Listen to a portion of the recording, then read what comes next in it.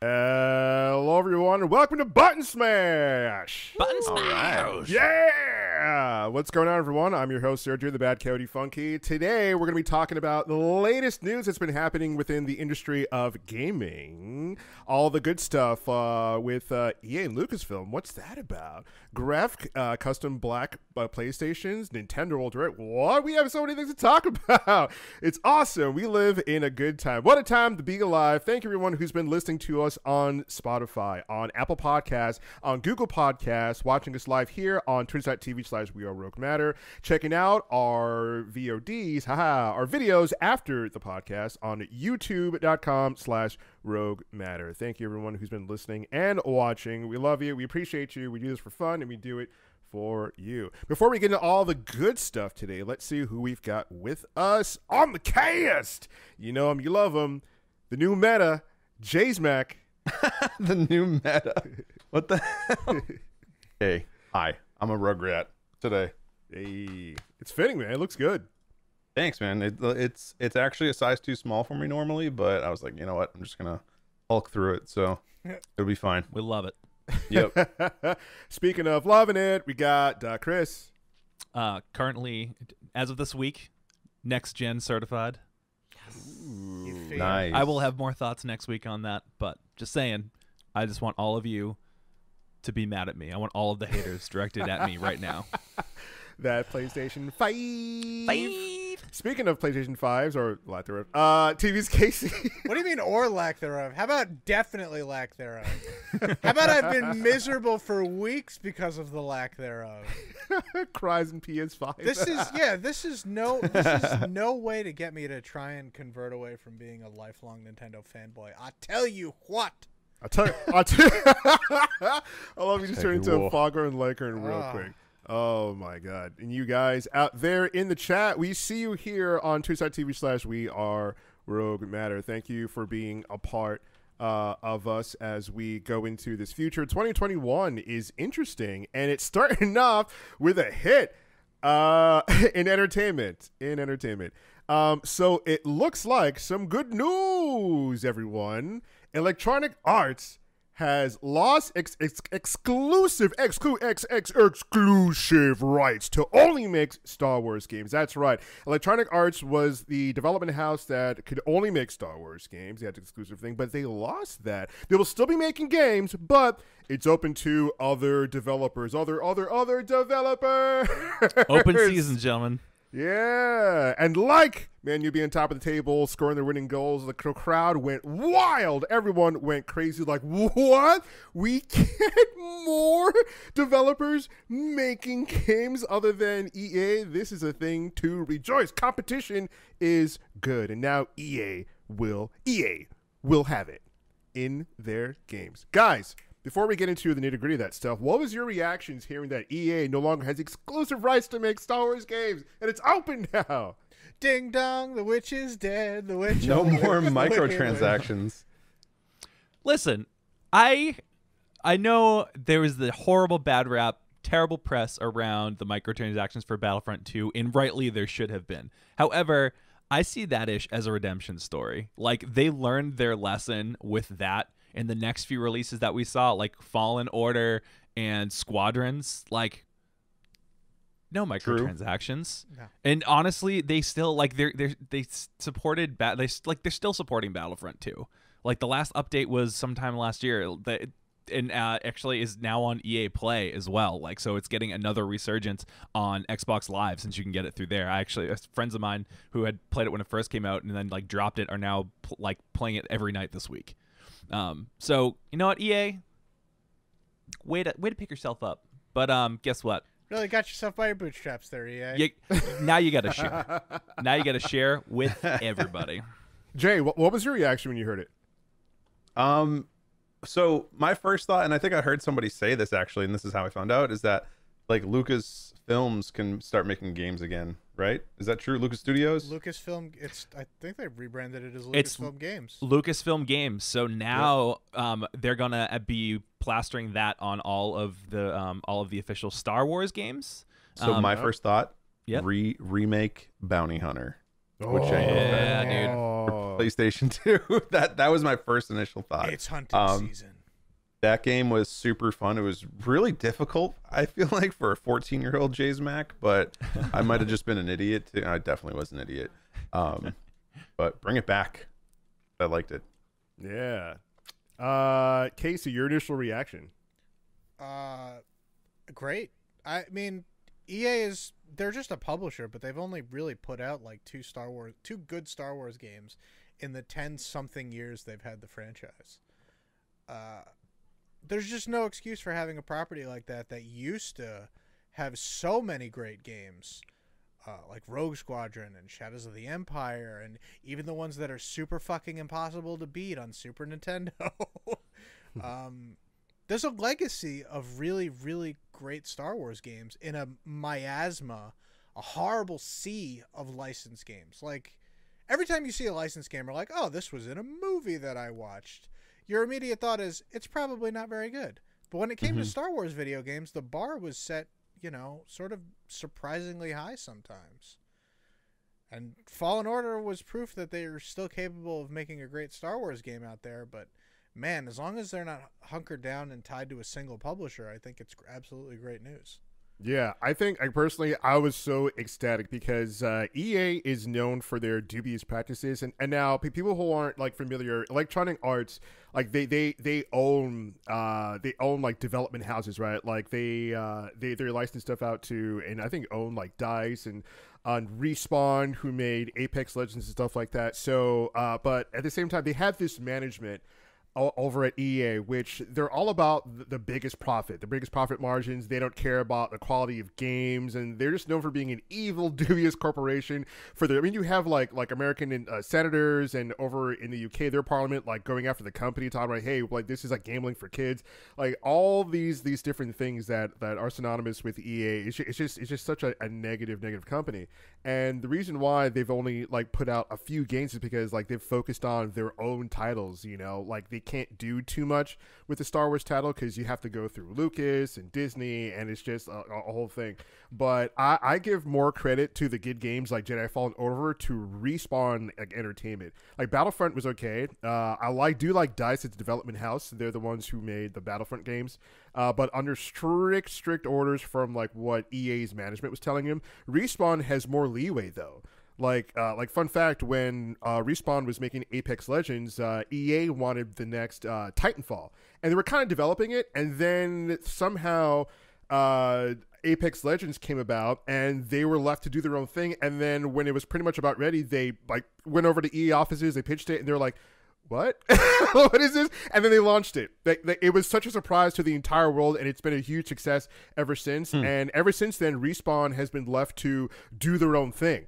So EA, I don't credit Jedi Fallen Order with EA. I credit that to Respawn and the people there, because they're like, even when I was at Star Wars Celebration Chicago, sitting in the crowd in the stadium when they were doing the presentation, the head dev like reiterated that they were left to do their own thing. So I'm like, so when EA doesn't meddle, good things happen. EA, it's, as much as they do like kind of slimy things, they also do have like a small, like a special place in their heart for smaller indie titles as well. For instance, like Unraveled and Unraveled 2, and the oh my gosh, what's the 2-player game where you're escaping? I can't think of the name of it right now. Little Nightmares? No, not Little Nightmares. You have to play it 2-player. Oh, Super Mario 2. Super Mario 2, that's the one. Classic. Oh my god. A Way Out. That's the one I'm thinking of. Oh, yeah. So, right. So these are smaller titles that I feel like they don't put like a whole bunch of marketing resources behind. However, they give them the platform for it. But obviously that is the exception, not the rule. Obviously, we usually see kind of the slimiest practices with some of their bigger titles. But, man, I think, they had, it was actually 2012 is when they had that like exclusivity contract, so they've been going on almost 8 years, and EA had announced that they were basically going to be exclusive, like they're going to be making the only Star Wars games for about 10 years or so, which also makes me think that what they're talking about we may not actually see released for quite some time, for a little bit. My Yeah. guess is probably not until 2022, which I guess is next year, isn't it? I keep thinking that 2022 is like 3 years Yeah, away. It's no. not. Yeah, it's relatively. Did you guys know that the year 2000 was 21 years ago? Disgusting. It I can know. drink. The new millennium Insane. can drink. What are you Yeah. talking about? The Wow. 90s was only 10 years ago. That doesn't make any sense. The 70s was 20 years ago, right? Yeah. But That's what my brain yeah, is. so along with this news, and I love how, oh man, so they call themselves Lucasfilm Games now. And along with that, you have people like Kathleen Kennedy talking about the exclusivity, saying that, and I'm paraphrasing here, that there are a lot of developers who try to throw their hat in the ring to make Star Wars games over the years. So even while EA had this exclusivity, a lot of developers were like, "Hey, can we, like, what's going on? Like, can you open it up? Like, what's really good?" And I love that they're really going to honor that now. One of the first developers out of the gate is going to be Ubisoft. Is going to be making an open world game with the Nice. Lucasfilm Games people, and specifically the Ubisoft. It's like Massive Entertainment. Massive Studio, yeah, Massive Studio, and they're the guys who made The Division. Mhm. So, and they're going to be using that same Snowblind engine, and I liked the Division. There's some parts where it's like, but for the most part, I had a lot of fun playing Division 1 and 2. Yeah. I think they're solid games. Jay, I know, like we've played it. Yep. I think they're good. I So really what loved do the you think Division about that 1. news about, like, right out of the gate, like, the first company is going to be making an open world game is going to be those guys? What do you think, Jay? I'm excited to hear that because I really did love the Division 1. Division 2, because it was in DC, I liked it a little less. Division 1, New York, like, they do such a really good job at, like, mapping out an environment. Obviously, in Star Wars, we're not going to have to, like, see something that's super familiar to, like, our real lives, but it's going to be super familiar to what we've seen in the movies. And I think they're going to do a really good job with, like, the environment that they create. So I'm looking forward to it. I don't know. I'm excited. Same. Think of Same. like I was gonna say, think of what Ubisoft does with their open world games, like the last 3 Assassin's Creed games, like are super critically acclaimed about how well they do their open world, and like they're gonna make sure that it's done right.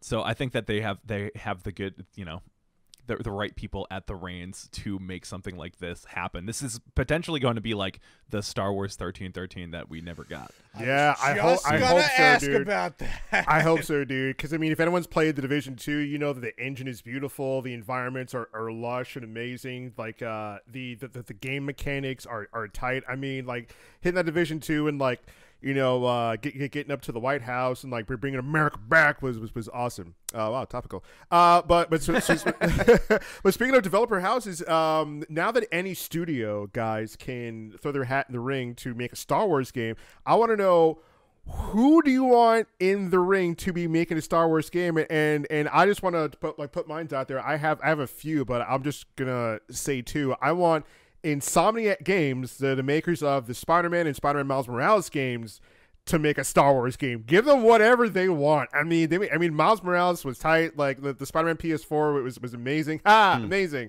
I think they would do a really good job with a Star Wars game, and I can't wait to see like what they would do. And like that, like Insomniac Games is trusted. They have a good rapport with their audience. Like I haven't seen people say that they've hated Miles Morales, or some people thought it was okay or mediocre, but no one's like, oh, this is a trash game. Or the Spider-Man PS4, the first one, was a trash game. I think everyone pretty much liked it. The consensus. I would go so far as to say universally beloved is. That's yeah. Yeah, absolutely. And my second one would be Santa Monica Studios, the God of War developers. I mean, the Santa Monica Studios, the possibilities are endless. I'm not saying they have to do a God of War type game. I'm just saying that's the game they made, and I personally really liked that game. It was so insane. The story was amazing. The characters had a lot of depth. I mean, just watching the hour-long behind-the-scenes documentary, see what they had to go through to make that game. Like, you give them a Star Wars game, they're going to give you something craft, something. Oh, is this craft beer? Is this craft cheese? This is craft sugar. Oh, this is great. As opposed to EA is like, oh, I don't know. It's, what we got? Some craft singles. Give like, me a saber throw that feels as good as Kratos throwing his axe. Yes. Yeah. Oh, that'd be amazing. But so what are your guys' picks for studios? Well, if this is like a magic wish or something like that, like a genie is like granting me, I'd be like, all right, bring back 2K Boston or Irrational Games and put them back 3 miles down the road from my house. And maybe I'd go get a job over there again, like I was supposed to out of college. Yeah, they had what was it? Turbine Entertainment. Irrational was all in the town of Westwood, which is really close to me. I would pick one of those two, if I got to, but I don't think I have one just off the top of my head to go from like a game experience. To get honestly, Bungie. Ooh. If you think of like the look and feel of Destiny, obviously story aside what they've done some okay stuff with stories, but like their world of Destiny is totally inspired by Star Wars. They talked about it being a huge influence. Every single world that you go to, every spaceship, every like run that you do, all the armor, all the guns and stuff could 100% fit inside of a Star Wars world. They got the look, they got the feel. Give it to me. Yeah, true. I think that's actually a really good pick. Bungie. I got one that'll blow your socks off there, Chief. Do it. What you got, Casey? Platinum Games. Oh, hello. Yeah, either Platinum Games or even Capcom. They, like a Devil May Cry, like a Bayonetta kind of Star Wars game. Those games already make you feel like a supreme badass when you're just plowing through, and you're bodying enemies in as fancy a cool way as you can. Just do it with the Force, man. I'm all about it. Nice. Hey, there's some good picks. I know there's like more more studios out there, but guys, to throw your hat in the ring, let's see everybody. Give me pod racing. I want. Yeah, right. Yeah, a lot of people give me more pod racing. Pod racing games. True. I mean that pod racing game was so underrated, but it was so much fun. I had a lot of fun playing. It's on sale. You can get it for like $8 on Switch. It actually plays pretty good. I bought it a while ago. It's actually pretty good. It looks a little aged, but it's a solid. It's a solid racing game, to be honest. In a world without F-Zero, we're stuck with Star Wars pod racing. Yeah. True. Another thing that's happening with the Lucasfilm Games, it just sounds so good. Just roll Lucasfilm Games. Oh yeah, they're Lucasfilm back, Games. baby. Yeah, it's so good. I mean, it's been a long time. It's been a long time coming. But another thing we got coming out of them is an Indiana Jones game. Yeah, I don't even know where to begin with this. Yeah, same. Whips and hats. That's where you begin. I mean, basically, like, how is it not going to be Uncharted? Right. Yeah, that's the thing, right? How is it not going to be Uncharted or Tomb Raider? Like, yeah. And you know we've what? seen it. I'm kind of fine with it being exactly that, because Nathan Drake and Lara Croft are just Indy's kids. Yep. Actually, what if it's a friggin' team up special? Oh my god! It's all three of them in the same game. Is that allowed?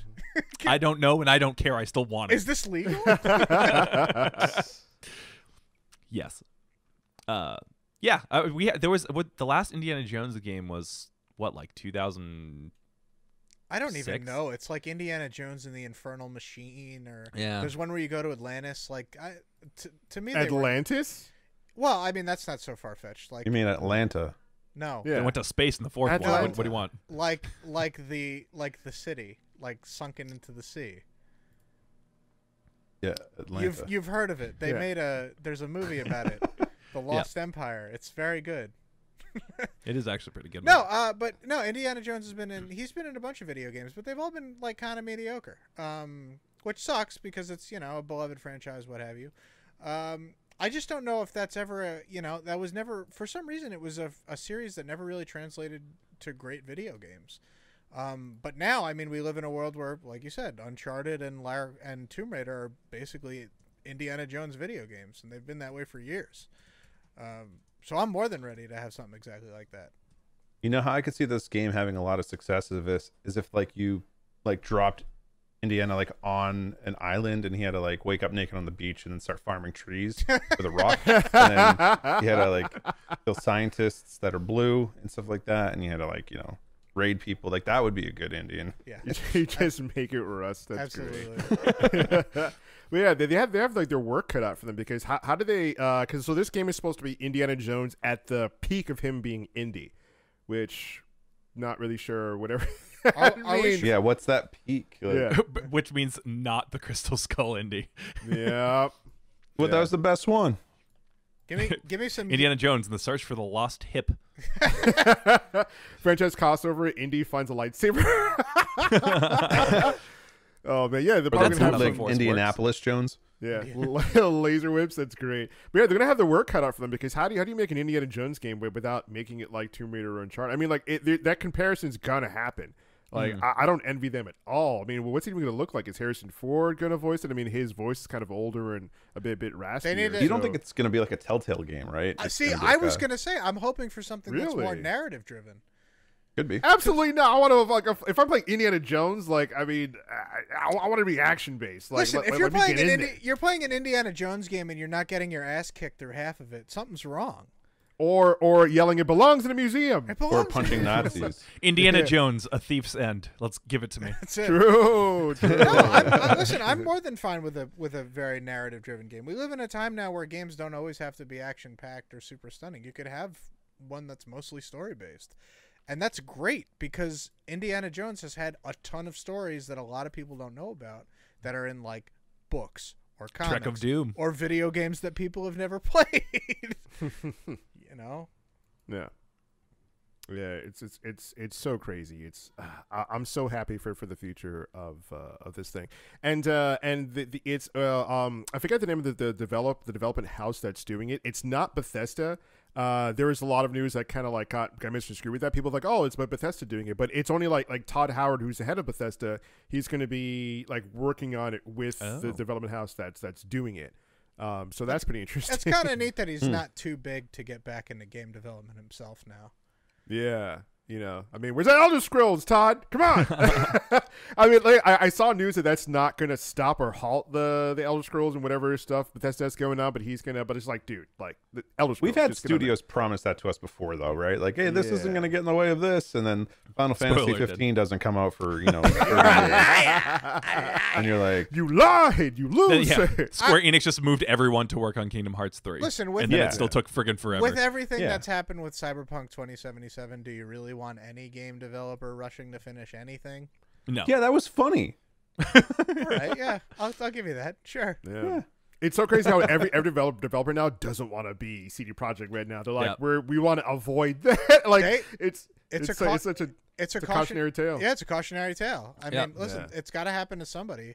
Games have been too good for too long. Somebody Mm-hmm. had to screw it up for everyone. You can go to CD Projekt Red and see their public apology as well. There was really nothing in there that we hadn't seen before, that we haven't read about before. But it is interesting having someone be like, "Yep, we messed up. We're done, goof. We're working on it. Here's our timeline that Yeah. we already gave to you earlier, but that's fine." Here it is again, just for kicks. Yeah. Yeah. So it's great that they're doing the Lucasfilm Games. That's going to be a new stamp. And one of the other cool things is the way that Lucasfilm has been running under Kathleen Kennedy is that she brings everyone that is involved with Star Wars things into the same kind of spaces so that there is collaboration about who's doing what. Obviously, we found out that with like Rise of Skywalker, that obviously that means that there's more studio meddling with things like that. That doesn't always come out to be the greatest. However, what that means is that these games that are going to be coming out are going to be canon to these universes. Yeah. Which is Cool. which is really cool. You know, Yeah. it's nice when awesome. Star Wars has a plan. Yep. I'm not asking for a lot. Just give me a plan. You know what's Oh, always man. kind of, I don't know if we want to go down this rabbit hole, but Oh, like let's do it. the whole idea of Star Wars canon, right? And saying that something is or isn't, like, fuck off with that. Like, if George Lucas, the first three, the episode 1, 2, and 3 were not canon, right? George Lucas was the one who directed them, right? Or wrote them, or he had his hand in them Yeah. in Yeah. some He form. wrote Yeah. he wrote them. Yeah. But And then it's Dave fucking Filoni canon. fixed them. Then it's canon, right? Yeah. Like, get out of here with like, oh, this is canon, this isn't canon. Does it have the Star Wars label on it? Does it have the the Marvel label on it? Does it have? It's canon then. It's just part of it. That's pretty much how it used to be up until 2014. You could That's what I'm saying. Yeah. Like it's this huge thing of canon. Like I'm sick of hearing it. I don't even want to look at my camera anymore because it has the word canon. Listen, this is what happens when you have to reboot your universe. As a comic book fan, I know all too well what it's like to, have stories no longer matter. This is It's heartbreaking. Jason, we have You've been- 3 different Spider-Mans. Yeah. Yeah, fine. It's all coming together. Guess what? They said at first that it wasn't related to this one, and this one didn't work, and now they're all putting it together. Why? Because it's just easier for the mass of people to understand. So just do it. It's all canon. It's all, It's all part of it. It's all canon. Perfect. Worst word invented. I mean, the Star Wars future looks bright with Filoni and Fav, you know, like two guys that obviously, you know, they still play with this stuff in their garage, you know, that they got their boy Robert Rodriguez, like, making animatics with his kids and toys and stuff like that. It's so crazy. Just give them the keys to the kingdom. Just imagine, end of story. End of story. Just imagine having a franchise that people care about work on it. I just, like, a mind-boggling theory, truly. Crazy. We're not asking for the world here. It's poetry, and that's Star Wars. It's poetry, right? We want our creators to be faster and more intense. Just Harrison. Wonderful. I just need it faster and more intense. I love that that's George Lucas's direction. Just faster. That's it. Yeah, and that's Star Wars. That's just. Well, that's yeah, it. dude. Like this news is amazing. I mean, competition. EA is going to have to try now to make a good Star Wars game. They're gonna have to give two shits. You know what I mean? Like, Yeah. It's just so insane how you have like you know, like the head of EA Games who's just like, oh, like, you know, single player games isn't the vibe. That's not it. We gotta have multiplayer. We gotta have this and that. But then who keeps winning all these awards? Single player games. You got your God of Wars, your PlayStation, your Spider-Mans, all these different games like winning game accolades one after another. Not multiplayer. And I'll never forgive EA for destroying BioWare. Like, how do you run out and just gut a development house such as BioWare, known for their great games and great like story development teams, their art directors or creative directors? The answer is money, my dear boy. Yeah, all these people who are just like, I can't work at this company anymore because of what EA's doing to us. It's so insane. And you got all these like interviews coming out from people who are just like, yo, I was a part of the team that like made the Mass Effect that you liked or the Dragon Age that you liked, but I can't be there any longer. It's just like, damn, you're all killing this development house. So I think it's great news that all these other companies, all these development houses are like, yo, I'm throwing my hat in the ring to make a Star Wars game. Lucasfilm, Kathleen Kennedy, what's really good? Let's get on it. Like, it's such a great time to be alive. Let's go. I'm super excited, dude. It's just like ding dong, The Witch is dead. They're still going to be able to make games. So Jedi Fallen Order 2 ? Going to be coming out, Yep. probably. Although, where are they going to go with that? Because you spend the whole game trying to rekindle the Jedi Order, and in the end, it's just like, well, we probably should, because the Empire's still going after these younglings and us. Let's go this part of the galaxy. Yee, way! It's like, wait, what? So, Yeah. I don't know. But, hey, I like the game. I thought it was pretty neat. So, For the record, you'll be pleased to know that it runs way better on a PS5 than it does on a PS4. I experienced that probably about 20 minutes before we got on this call. True. Smooth Hey, like butter. how buttery smooth is it on a PS5? Dude, it's the butteriest of the smooths. See, what they don't tell you is that it's not graphics anymore. It's just full motion video of Cameron Monaghan. Yeah. They just put him in the game. They just filmed it. It's actually a live stream from his house, but the weird thing is that the controller still controls what he moves, what he does. Which was actually a really good question. So before we go to break, this is a little fun thing for chat and for us. So Twitch Gaming had a little game show go on where audience participation was handled through their user interface. And they're asking really interesting questions like, if you were Jumanji'd into a game, who would you have in the real world controlling your actions? So let's say you yourself are Jumanji'd into a game, right? And in the real world, there's somebody controlling it. Who who would you have control? So for Twitch, it was which Twitch streamer would you have control you to help you win the game and get out? Because if you die in Jumanji, you die in real life. Not Tim the Tap Man. That's the answer. No, absolutely not. My answer, along with a lot of people, was Shroud, because it's like, yo, the guy's correct. Absolutely correct. I mean, if you're playing a shooter, no matter what it is, like, that guy is dialed in. It's probably a lot of Adderall, but he's dialed in. So if you guys can pick, and it doesn't have to be a Twitch streamer. If you were Jumanji'd into a game and you guys had to pick someone to control you to help you win the game, keep you alive, who would it be? It would be H. June for Rust, which is the discount Shroud. He said that about himself, by the way. I'm not saying that about him. He said it. You heard it first. Jay's talking H. June, bring it. What if I just say Jay and then I just end up on a beach naked? Yeah. You'll be all right for a little bit. Damn it. Until I For a go get little something bit. to eat. Then just left defenseless. Oh man. No, I'd leave you in a bush, dude. Don't worry. Thanks. Appreciate that. My bits need to be protected. Safely. So, Chris, hidden. your answer is Jay. My answer is Jay because why not? Hell yeah. Twitch streamer. Yeah. Tech- What about you, technically. Case? This doesn't have to be a Twitch streamer. It could be anybody. Now, see, I kind of wanted to pick Greg from our very own show and from his own streams, the Evergregarious poster Greg, because I kind of feel like I owe it to him to be able to fuck around with me for all the years of constant anxiety and torment I've given him. But to be completely honest with you, depending on the game, I would absolutely want to pick like the top speedrunner of that game. So I'm in, out. I'm you know. Who? Well, if it was like Super Mario 64, I'd pick Cheese. If it was Punch Out, I'd pick Salad 1. Like, there's a whole bunch of guys out there. Not the that completionist? The completionist does not complete games very fast.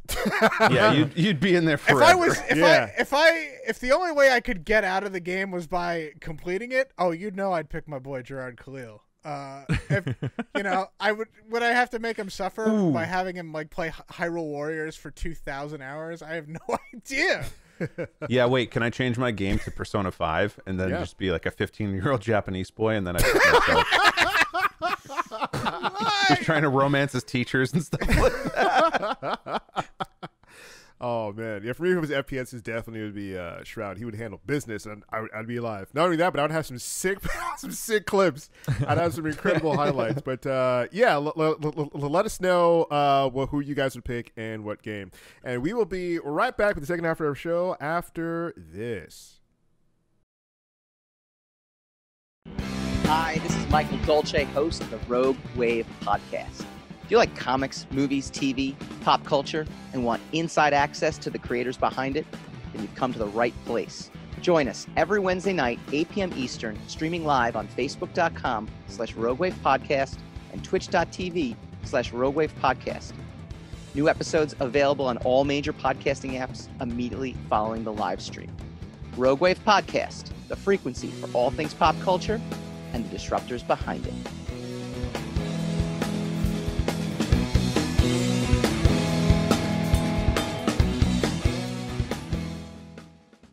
And welcome back to Button Smash. Thank you guys for sticking around for the rest of our show. And thank you for listening on Apple Podcasts, on Google Podcasts, on Spotify, anywhere you can listen to a podcast, watching us here on twitch.tv/WeAreRogueMatter every Thursday night at 9 p.m., on youtube.com/RogueMatter, checking our VODs there after the fact. Thank you guys for tuning into our show and being alive here in chat. If you guys are watching this or listening to this after the fact, be a part of the chat every Thursday night at 9 Eastern. Let's go! So, gentlemen, we got some more stuff to talk about here. And as we stream here on Twitch, there are certain people who are exceptional Twitch streamers, certain people who get exceptional numbers, exceptional views. And this guy, the Gref, is no exception. Gref? So there was a recent event, a world record that was smashed recently on Twitch. A Fortnite content creator. I don't know where he's from. I think he's from South Spain. America. He's from He's Spain. from Spain. Oh, he's from Spain. Yeah. Okay, sorry about Close. that. So this Spaniard, the Gref, is a Fortnite content creator, and he recently broke the Twitch streaming record with peaking out at 2.5 million views to debut his Fortnite skin. Congratulations to him. That is insane. Imagine having 2.5 peak million people watching you on camera. And for Fortnite, and every time it happens on Twitch, rip every Twitch streamer who's live at that point, because Twitch can never handle it. I don't It even always like. breaks. How do you even like manage a chat with something like that? How do you do anything? You just do your own content. You do your own content. You can read some of the chat. The mods, and I think he also puts it into a slow mode, so you can kind of read stuff, but you're not reading everything. Slow but mode, subscriber only. But exactly. But yeah, even yeah. then, I mean, 2.5 million. Even then, you can't really interact that You've much. got You a have to- city watching you. Yeah, that's bigger than like football stadiums. It's bigger than Madison Square Garden, bigger than the Cowboys, bigger than like any like massive like. That's concert. a quarter of the I mean, size of New York. Yeah. Yeah, it's absolutely insane. That's like Queens. Yeah, it's incredible, and like props to him because like the guy apparently he doles out a lot of like Fortnite content. Like people love Fortnite must be like popping off in the Latin world, Latinx world, because like they were there for him. The chat was alive, and so people were like, well, some of it could be bots, but if you look at his numbers from his social media, his YouTube, he's got a lot of interactivity and he's got a lot of followers and other stuff. So I don't know. I don't want to say it's bots. I think it's people who generally care for Fortnite, like that content, like his personality. He's very energetic, very lively. His YouTube channels, he's the typical YouTuber energy, but on the live stream, he still kept that same energy for as long as he was live, and it was crazy to see because I tuned in live. I was just like I was watching another Twitch streamer, and all of a sudden Twitch chat broke, and whenever that happens, it's just like, oh man, there's a Fortnite streamer somewhere on Twitch getting big. It always breaks Twitch. It does. Like notifications don't work, your chat kind of breaks, and it gets to a certain point where other for whatever reason other streamers can't even see their own chat. It just breaks Twitch. Dude, this guy's. I saw an ad on my PS5 in like the like news section. There was an ad for this dude's content. I've never heard of this dude before. What? And, really? I've never heard of him at all. And there's like an ad for his content. Yeah, so there was like an ad for like his, I don't know if there's like some event that he's hosting, like the Floor is Lava event or something. Yes. Within Fortnite, and I was like, hey, that's the guy. I was like, that's the guy that just destroyed. He friggin' smashed Twitch's streaming record, but by a lot. Yeah. So who was the previous like record holder? For Fortnite, I believe it was Ninja for 600K viewers, 600,000 viewers. Yeah, that's outrageous. He streams in Espanol. He does speak English. He did throw a little bit of shade at Ninja because like the Ninja put out a thing saying, "Oh, congratulations," blah blah blah blah. And I guess he's like the little bit of shade was like he said, like, "Oh well, you say my name wrong." He's like, "Oh, in Espanol we say my name as Gref." But you call me Greg or Gref, whatever. But that's okay. Anyway, and then he like adjusted his jacket. He's like, anyway. now. My man had his like his red suit on and everything. Like I was like, but bro was feeling himself. I mean, like, dude, when you get that amount of viewers, like the guy was smiling from the ear. I was happy for him. Like, bro, dude, do your thing. Let's go.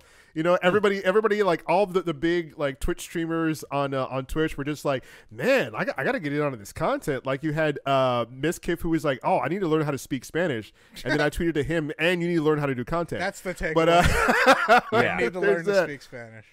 Yeah, like there's so many streamers who are just like, man, like this is crazy. Because I mean, if you were live, it screwed up like your thing. The other, according to Dextero, the other top streams were the E League. Which is I think that the esports league for League of Legends had 1.1 million. PlayStation had 1 million. I think that was for their PS5 reveal. But he just crushed. I mean, he's crushing companies who are streaming on Twitch. That's insane. And for Fortnite, like I think the Ninja's record was like 600,000, and he had 2.4 million. Yeah, it's he was the single person that had the record before that. It's like just over 500,000. But why? And this dude had 2.5 million. Why such a dramatic like different? I don't understand. Like that's huge. Because he's as I understand it, he's a big streamer in the Latinx world, and not only that, but like there's a lot of people who are into Fortnite. You got a lot of Zoomers who are into Fortnite, and he's been dishing out this content. And then the reason why everyone came together is because he was getting his skin in Fortnite. He was getting a character model that was designed not to verbatim be him, just like how Ninja's character model in Fortnite doesn't literally look like Tyler Blevins, but it's like his caricature. And that's what Gref was getting too. So he was teasing it for a while, and he was just like, hey, after all this time playing this game, pushing out this content, you guys follow me, like Fortnite is giving me my own skin. So everybody showed up for the boy. They're like, hey, let's go. Because hey, if your favorite streamer or whatever was getting like some big ups like that, I mean, like Ninja when he debuted his, I forget how much viewership he got for that, but this guy crushed it. Absolutely crushed it. But everyone's just like, I gotta learn Spanish now, because apparently like that community is still crushing Fortnite. Crushing Fortnite. I think soccer fans already know this, but there is a world, like a very large world outside of the United States, like a whole other communities that are like nations. International audience, you say? Yeah, man.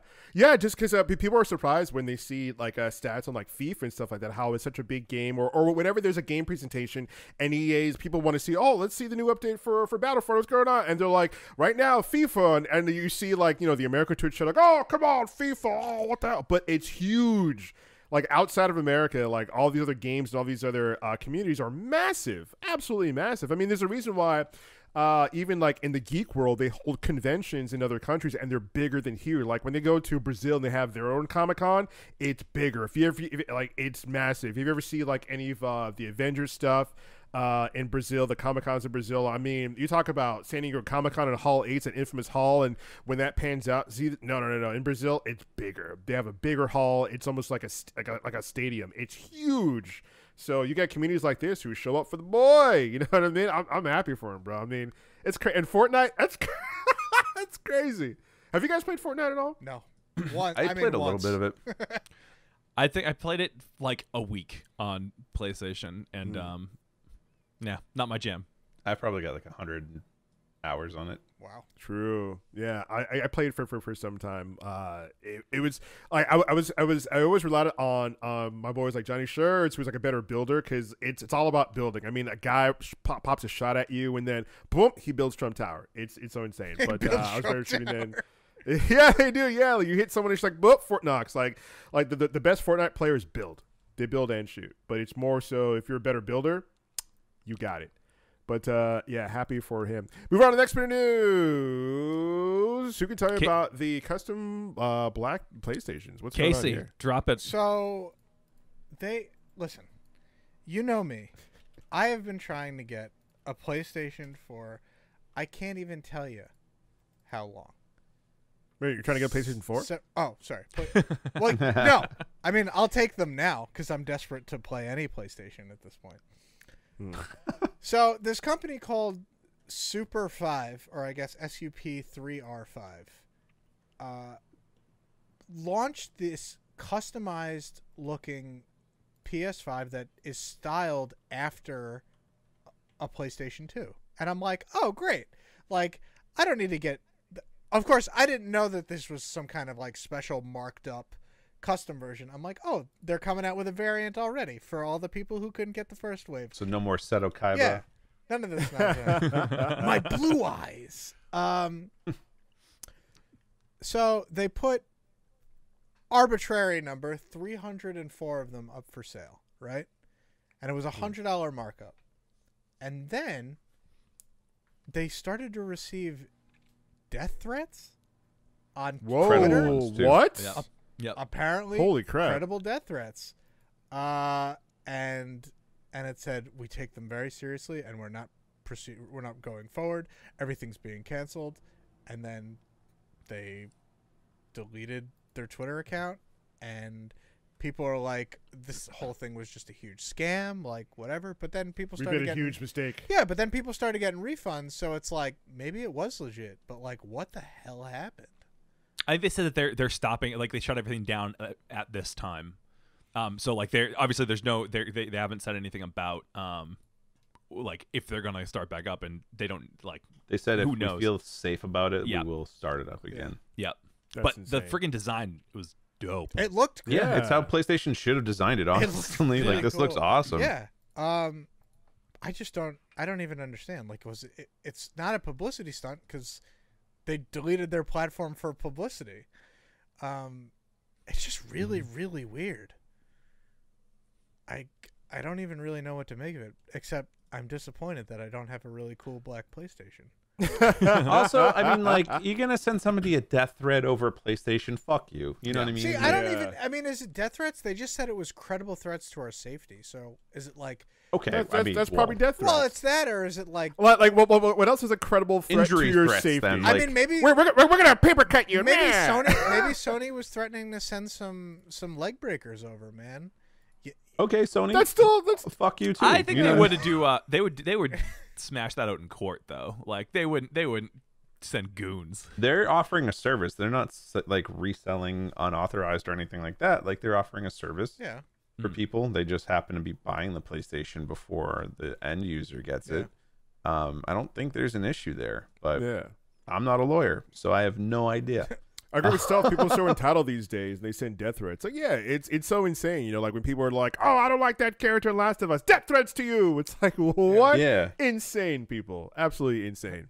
They're fictional characters, don't you see? Fictional characters.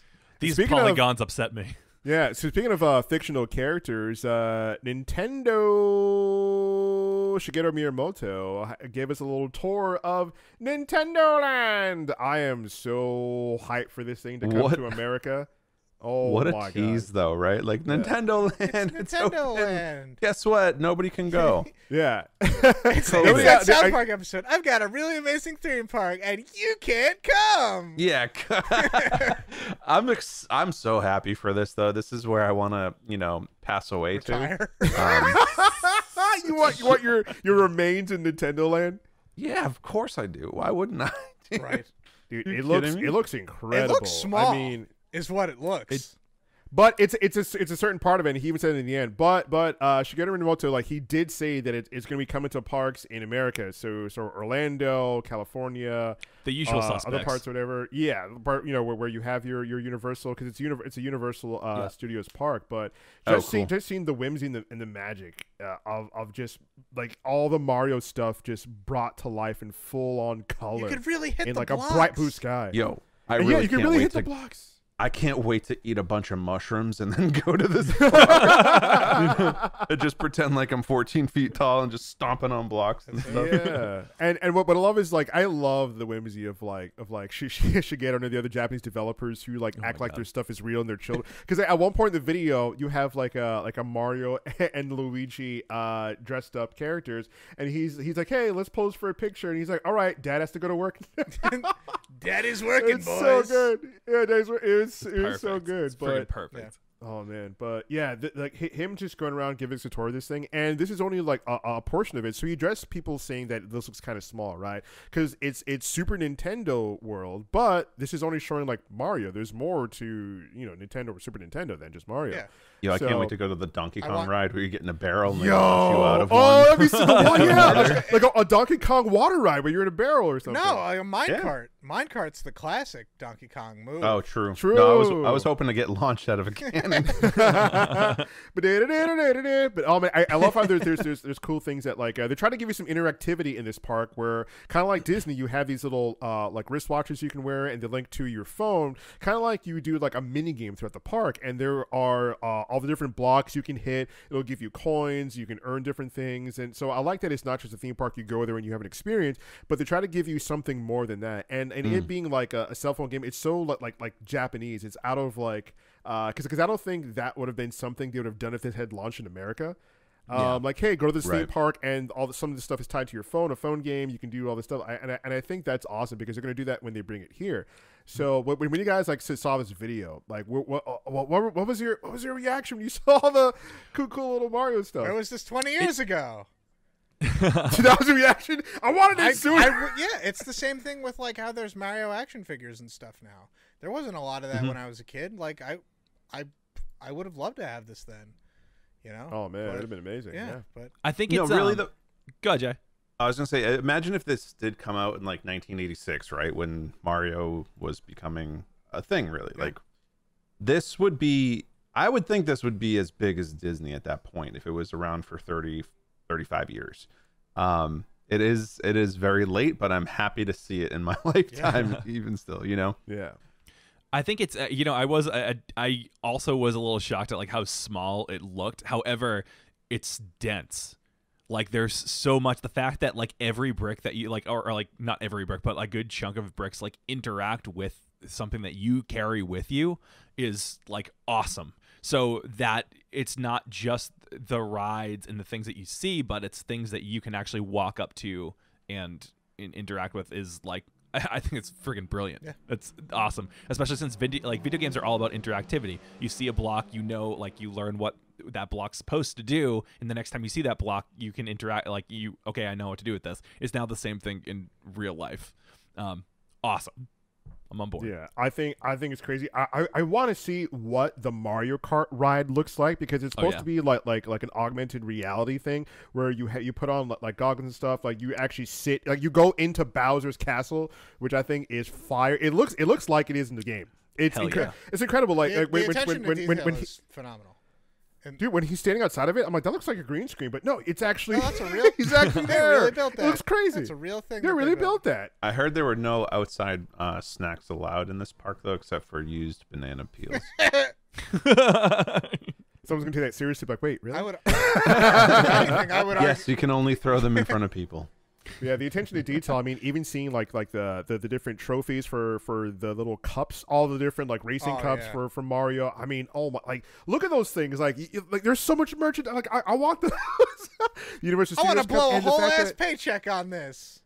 Dude, seriously, Yeah, and, dude. And towards the end, I love seeing like the ride cars, the actual like the Mario Kart like carts, and like you're working together with like a buddy and stuff like that. You put on these goggles. I mean, I like, what does the ride look like? I want to go to there. To quote Liz Lemon. Well, now I know why there was that Mario Kart service that was already in Japan that got sued out the ass, Oh, yep. and now I see Yeah. why. Yeah, because they were building this monster. So speaking of monsters, Bowser. What else went down? We also have gotten a new trailer for the Super Mario World plus Bowser's Fury trailer. Yeah. For the game that's coming out in I forget when they said the date God, was. isn't it February? February It's 12th. February 12th. Oh yeah, coming up just basically in a month.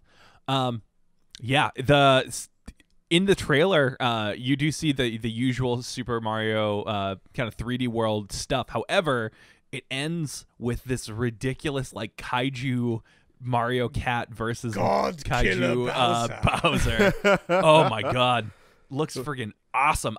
So when they first like announced that they were bringing this Super Mario 3D World to Switch after it had originally been on the Wii U and not beaten on the Wii U, I was like, I don't like. I've already beaten it. Yeah. That's fine. But this actually looks really freaking cool. I'm probably gonna get I it. hope it's more than just one like world thrown on the end there. What do you mean? Yeah, for real. Well, because I already played this game. I don't want to pay $60 for a game I've already played or beaten. You know? So you're hoping that basically you're hoping that Bowser's Fury is a full length. Yeah, I game, mean, and as opposed to yeah, at least if it's at a $60 price point. If it were $40, Yeah. I'd be like, yeah, sure, I could do that. But you know, I bought Breath of the Wild for a second time, but I bought it when it was on sale. I wouldn't have paid full price for this game for a second time to beat it. Yeah. It just feels weird paying full price for a remake. I can understand if you've never played it before, maybe paying full Yeah, I've price never would be played it. worth it. Yeah, it's a really good I game. mean, I'm It's a really of good the game. opinion that 3D World is one of the best 3D Marios. Mhm. If not only because you could play as my girl Peach, but you have 5 playable characters, at least 10 worlds. The final level of that game is an actual real challenge, which is somewhat few and far between in Mario games these days. Everything about it plays buttery smooth. Yep. And now they give bonus stuff. There's not online, right? For 2 player, is there? I don't know. Okay. That would be awesome. Yeah. But what's interesting about the Switch is actually, I think I read somewhere that the internal like what is inside the Switch is actually pretty close to what is inside the hardware of the Wii U, just obviously shrunk down. And obviously a better screen than what was on the Wii U controller. So I mean, I'm guessing it probably wasn't a huge deal for them to get it from Wii U to port it to the Switch, which is why we're seeing a ton of these games that were originally on Wii U. This coming is to like the the Switch. last big one. Yeah, really, there really isn't anything else. I'm trying to think of like what there could be. So I mean, that makes me feel like potentially Bowser's Fury is a full-on game, like its own thing. But I mean, I guess we'll learn about it on February 12th now, won't we? Yeah, but That's something we pretty soon. won't learn about, unfortunately. The Hogwarts Legacy game has been delayed. Womp womp womp. Until next year. I mean, we had this we had this trailer teasing us about an open world action role playing game set in the Harry Potter universe. It was going to be launching this year, but now they're just like, hey, guess what? We're sorry. It's going to be launching next year. And I don't believe I've seen any news as to why. Maybe something in development. There was a kink or something like that. But I don't know, man. Kind of disappointed it's coming out all the way next year. But hey, if they're doing it to avoid a cyberpunk situation, maybe that's why. I am all for Thanks, you guys. CD Projekt Red, for being the example for game studios everywhere. We're living in a world where delays are commonplace now. Like once I'm never gonna go see a movie again.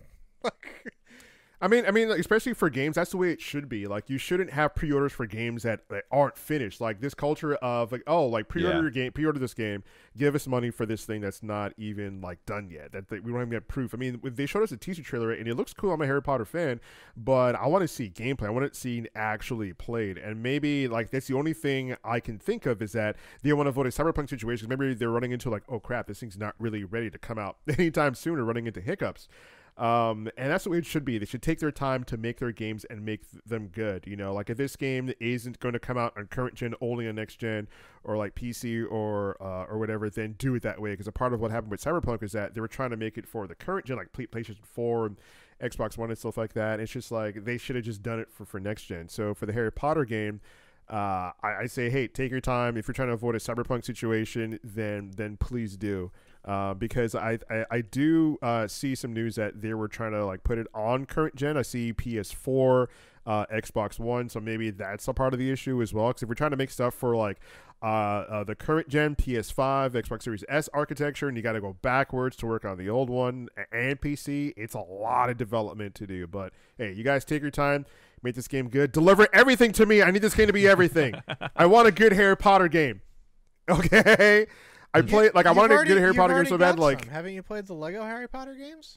Listen, but they're right. No, I want like a real game, like with graphics. Okay, I mean the Portkey game where it was like Pokemon Go, but Harry Potter. I played that because I wanted a Harry Potter game, but I want a current gen with current graphics and all the good stuff. Deliver everything unto me for this game, or else everything's done. That's just my thing with that. But yeah, and the other thing is another game that's going to be releasing in April of 2021. I almost forgot about this one. Pokemon Snap.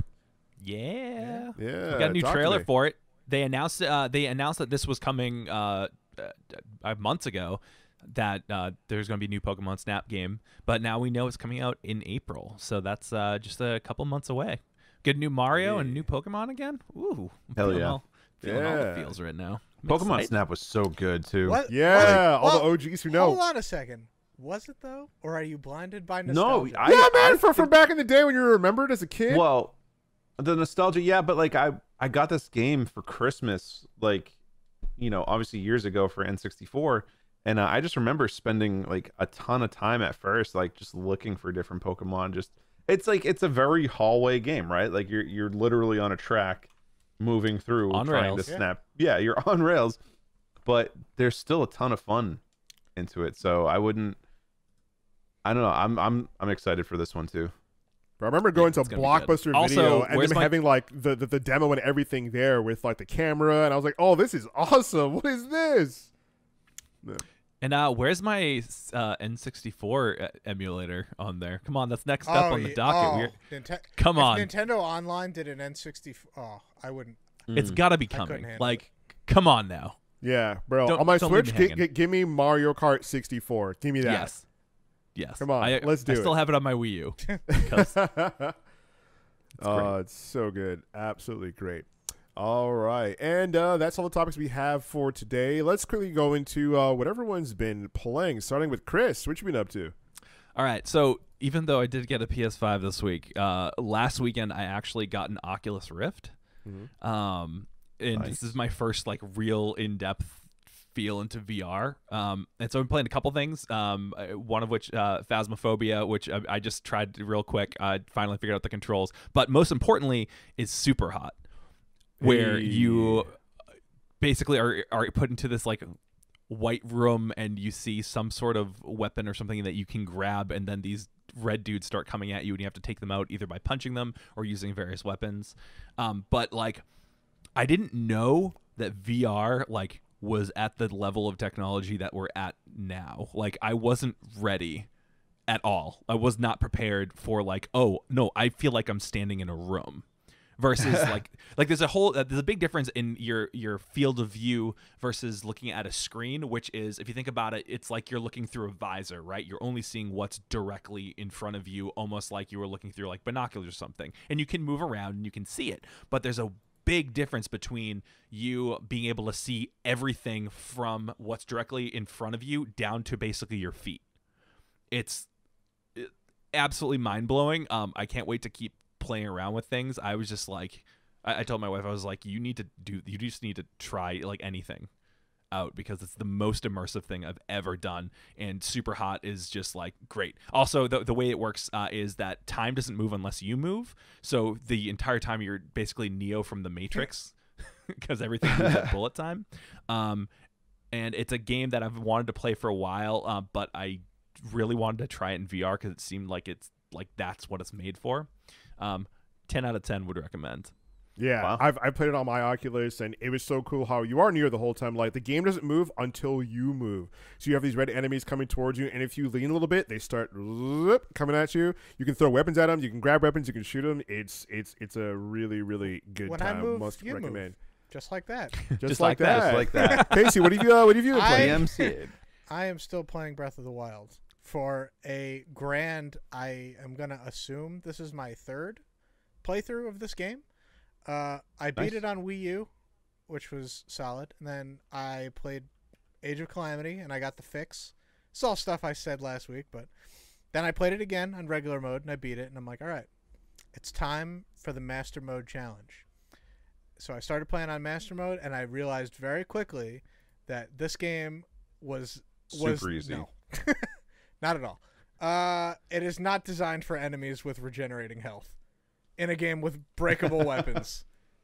No, True. no, sir. But you know, it's been an uphill battle. I'm pretty much right at the end of the game, but you know, I had to be a sucker and go for 100% completion. So I'm in this for the long haul, yet again. Wow. Hey, good stuff. Speaking of long hauls, Jay, what have you been playing? I'm the long haul Longest now. haul. All right. Now, Force Wipe for us was last week. As you guys know, there's a bunch of streamers playing it. Mainly the best one is twitch.tv/JaysMac. He's the biggest and most known, I think.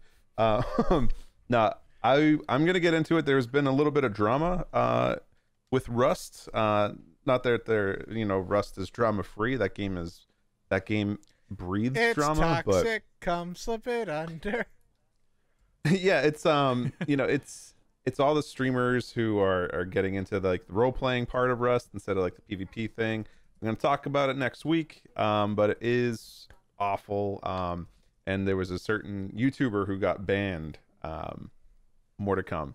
I'll leave that as a little teaser. So, Ooh, can't wait to hear about that. And if you guys are listening and watching, make sure to catch JaysMac on twitch.tv/JaysMac. Hit him up for that.